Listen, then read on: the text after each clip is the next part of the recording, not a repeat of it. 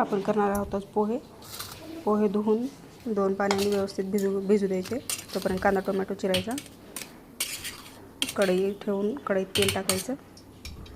कढईत जिरे मोहरी टाकायची आणि जिरे मोहरी तडतडल्याच्या नंतर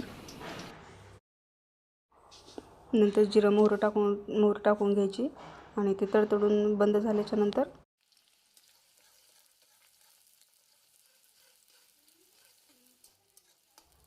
कांदा, मिरची आणि कढीपत्ता टाकायचा. ते व्यवस्थित लाल होऊ द्यायचं. त्यामध्ये थोडंसं मीठ टाकून घ्यायचं,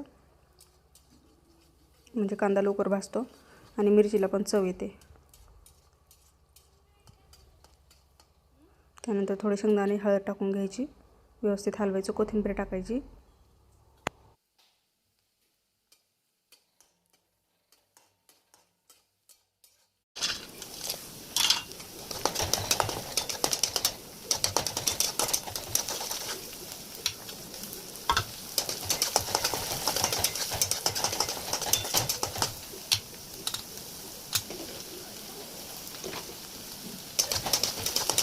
आणि याला पूर्ण एकजीव हलवून घ्यायचं आणि नंतर पोहे टाकून घ्यायचे.